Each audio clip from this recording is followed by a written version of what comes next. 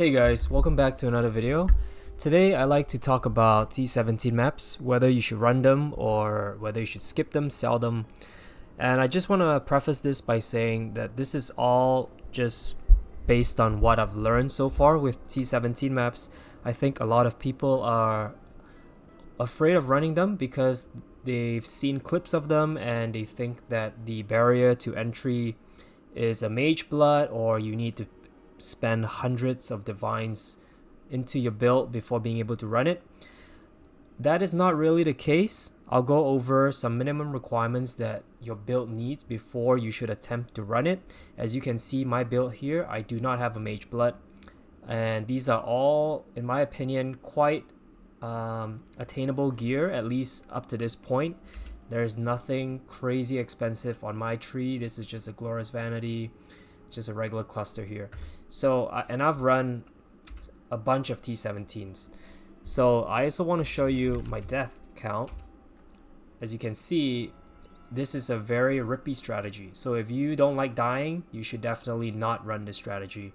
But the loot is very rewarding, and over time you learn how to run them more efficiently, and you learn and you get more profit as well over time. So let's jump right into it. The first requirement is that I would recommend leveling up your character to at least level 98. That way you'll fill out all the important nodes in your tree, and it also allows you some points to move around when needed.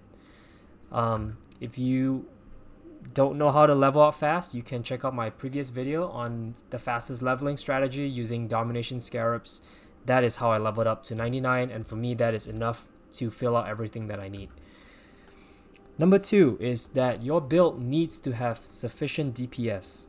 So I'm going to include a clip here of some guardian kills. That to me is the best way to gauge how much DPS you are outputting. You can of course go into POE, but for me it's hard for me to run the numbers just because I am a cast and crit build and I'm dead. POE doesn't really show me the accurate DPS numbers. So the best way is to just go kill some guardians, see how long you take. General rule of thumb is that if you can kill those bosses in less than 5 seconds, you are good. And you need to make sure that your DPS is consistent as well. So that means no downtime due to running out of mana or having no energy shield, anything like that. Your DPS output needs to be consistent. Number 3 is defense. So this is, as you may already know, it's super important when running T17s. I would say the minimum requirement is that you need to obviously have cap all rest, fire, cold, lightning. You need at least 50 chaos resistance. You need, if you're a life build, you need at least 5k life, higher the better. Or if you're a hybrid, ES and life combined, above 5k would be ideal as well. You need 100% suppression. There is no lucky suppression, none of that. You need 100%. You need also recovery. So in my case, I'm an Inquisitor. I get a ton of recovery from Consecrated Ground. But if you're not an Inquisitor, you need to either run a Life Flask like a Pathfinder, or have Vitality and have recovery on your gear, because there will be a lot of degen in the map and you need recovery. The second requirement that I would say is also mandatory is to be crit immune. That is super important because in a moment here I'll show you some maps. They do roll critical multiplier and they go up pretty high when multiplied by the map effect and all. So if you're crit immune, you basically ignore that. And how you can get that is you could run a Watcher's Eye like that to get reduced crit, reduced damage taken from crit. And you can also get it on your chest when you corrupt it. That's 50%. So those are the two main ways. You can also craft it on your boots. You can get it on a jewel. You can also get it on your tree. So there's a few crit immunity nodes. One's right here. You take 30% less. And then here, this one, you have to curse your enemy. And curse enemy takes 40% reduce. You take 40% reduced crit damage from curse enemies, which is not as reliable, but these are the few sources that you can get crit immunity. Next would be curse effect reduction. So if there's a lot of curses on the map. If you can reduce it by 100%, those curses will not affect you. So again, I'm an Inquisitor. Consecrated Gown grants me 50% reduced effect, and I'm also running the Pantheon here, which gives me additional 30%. But if you can be immune to curses, that's even better. And the fourth is, I would recommend an additional 1 to 2 layers of defense. So physical mitigation, you need to either have a lot of armor, or you need a way to convert the physical to an elemental, like something like a helm here. You can craft it on your rare chests. If you're not using a unique, you can also run a Watcher's Eye with Purity to get conversion. That's super important. Or if you are a Juggernaut, you can have endurance charges.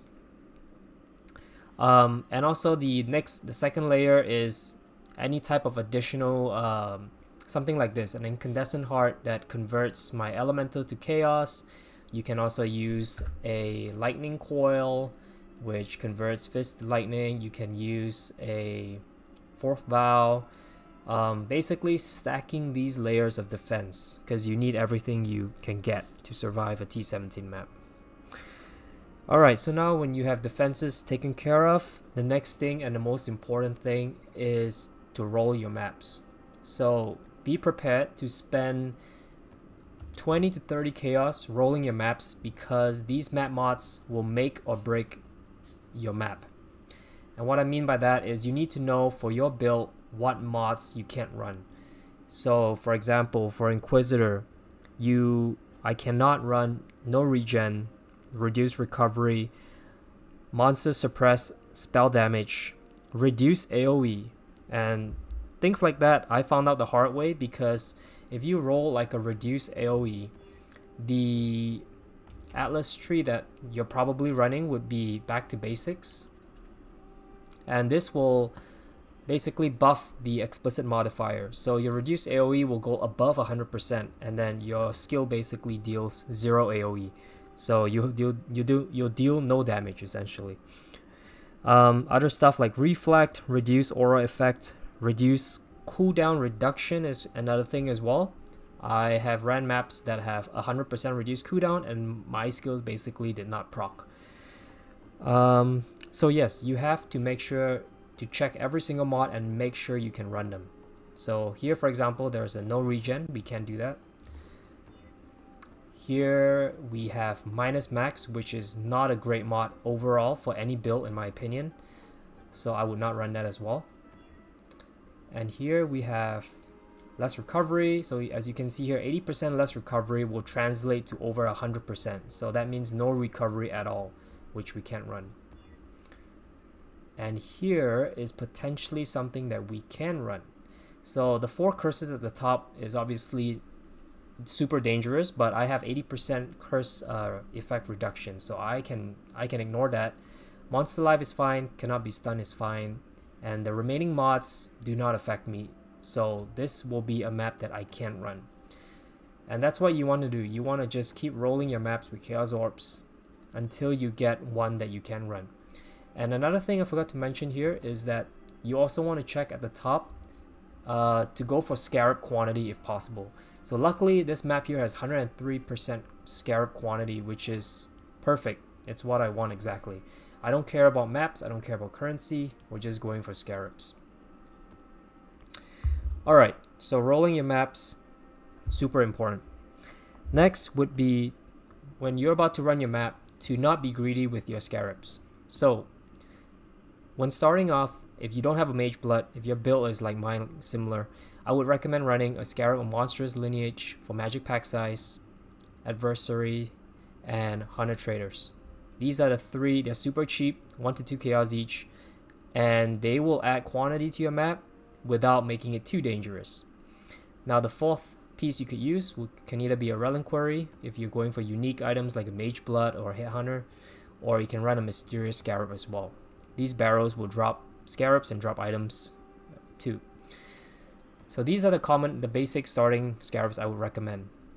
If you have a stronger build, you can throw in Horn Scarab of Nemesis, but beware that this pair it with map mods like additional rare monsters, or rare monsters have additional modifiers, it makes it super deadly, because you end up having a rare with like 10 modifiers, and it's extremely juiced up, and it's even tankier than like an endgame boss essentially. So beware when using this.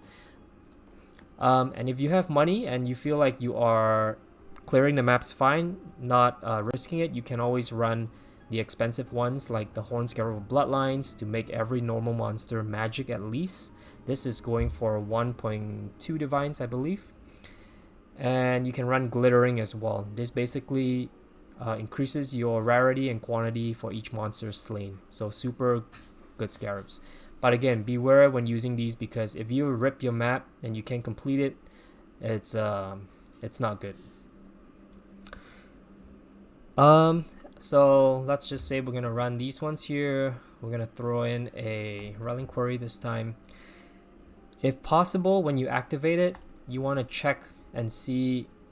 You're looking for mods like that. Strongest monster gets something something. If it says that the strongest monster converts like a weapon armor to chaos orbs, or rarity increases, anything like that, ideally you want to throw in a All Flame of meat sack. That I don't have it right now, but they go for about 40 to 30 chaos. They will significantly buff the quantity and rarity in your map.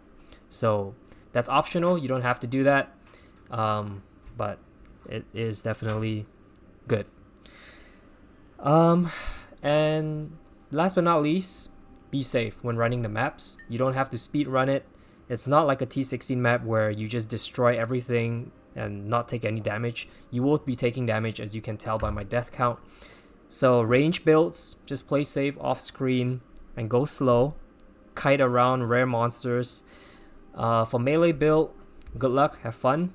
Make a new build maybe. And also the optional tip here is that you can always, I like to leave the boss for last, unless you know the mechanics well and you're confident that you're able to kill it, because generally the loot from all the monsters in the map will typically be enough to pay off the map costs. So typically I would run the whole map, clear everything, and then if I have not used up all my portals, I would go kill the boss.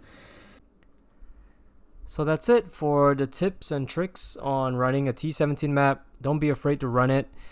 And as you can see in this map here, we are actually getting below average loot returns. So most maps are not like this, I can guarantee you. And it probably is because I was running very safe Scarabs. So if you're going for a completion for that extra map slot, you can definitely do this. But if you're able to run it, I would imagine you would have some currency to add on the more valuable Scarabs. That will definitely increase the loot a lot. So that's it. Please enjoy the rest of the video. Let me know what you think, or if you want to see anything next. If you like content like this, please subscribe and give our video a thumbs up. Thank you so much.